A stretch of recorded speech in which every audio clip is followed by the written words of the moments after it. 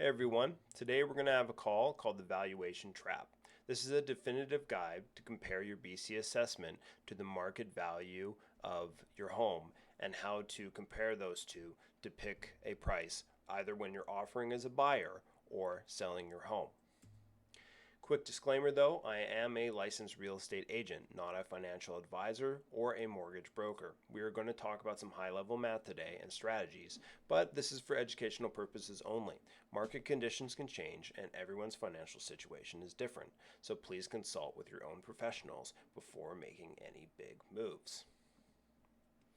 Every January, a specific blue envelope arrives in mailboxes across Prince George for BC assessment. This document triggers an immediate emotional response. If the value has dropped, homeowners panic, believing they have lost wealth. If the value has risen, they celebrate, believing they are richer. Both reactions are dangerous because they are based on a fundamental misunderstanding. This document is not a price tag for your home. It is a tax tool used by the municipality to distribute the property tax burden. The first step to financial literacy in real estate is separating the tax math from the market reality, the market price of your home. The single most important fact about your 2026 assessment is the valuation date.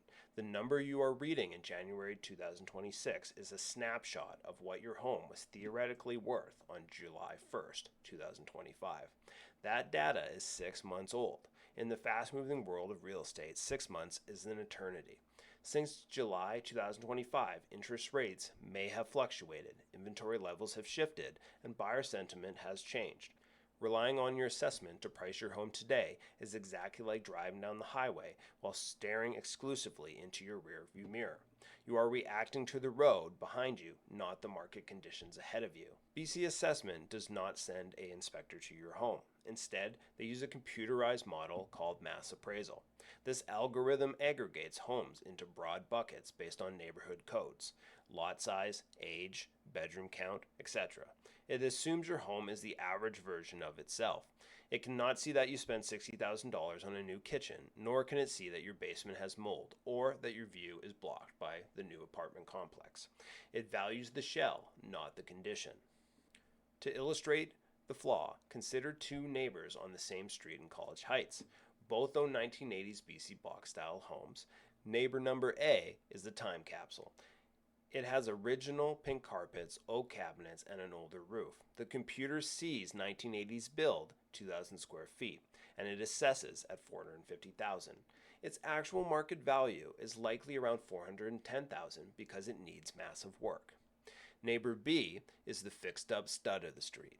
It was renovated in 2024 with quartz counters, new windows, and a suite. The computer sees the same 1980s build, 2,000 square foot, and assesses it at $455,000, barely higher than the unrenovated home. Its actual market value could be around $525,000. So the lesson here is that the assessment compresses value.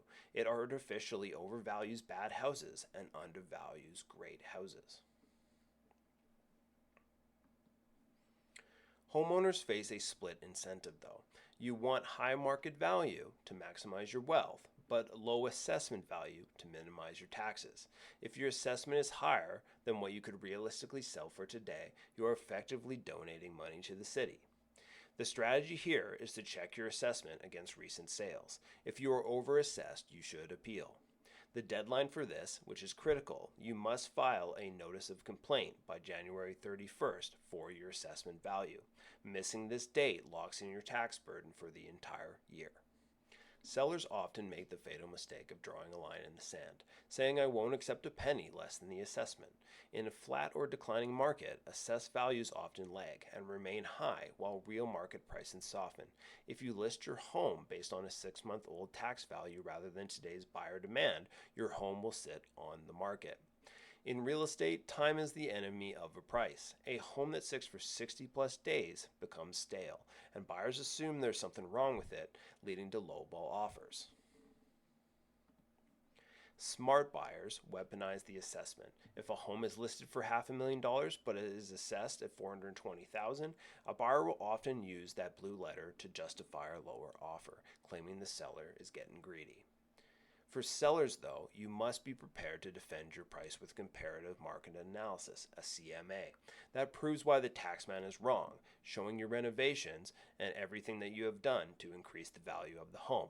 For buyers, though, you have to use this discrepancy to your advantage when negotiating on unrenovated properties that are likely overassessed. A common point of confusion is the difference between an assessment and an appraisal. They are enemies, they do not see eye to eye. The assessment is created by the province for tax purposes. An appraisal is created by a private professional for the lender, aka the bank. The risk here is if you agree to pay $500,000 for a home because the assessment supports it, but the bank's appraiser says it's only worth $480,000, the bank will generally only land on the lower amount, meaning you, the buyer, must bridge that $20,000 gap in cash. The bank does not care what the tax authority thinks. If the assessment is a lie, what is the truth? The only metric that matters is sold data from the last 90 days. We look at the price per square foot of homes that have actually closed on your specific street. A home is worth exactly what a buyer is willing and prepared to write a check for today, not a penny more and not a penny less. So let's look in and get to the action plan of what all this means and what we're going to do about it. Look at your notice. Is it higher than what you think you could sell for? If yes, file the appeal by January 31st. This date is almost upon us. We need to get on this, but this date is the same every single year moving forward. This year it's actually February 2nd because January 31st, pushed to a Monday, is February 2nd. Number 2, if you are selling, ignore the assessment completely. Do not let it anchor your expectations. Get a CMA and prove that your house is worth that price. And then step 3 is stop guessing. Contact a professional for a market reality check, aka a CMA, a report based on sold data, not tax algorithms. I'm a real estate agent. We can help you with that. I am not a financial advisor, so please consult your professionals for other needs, such as financial advice and tax planning. But if you are ready to stop guessing and start executing on a plan that builds real wealth, then let's talk. Thanks for listening and have a great day.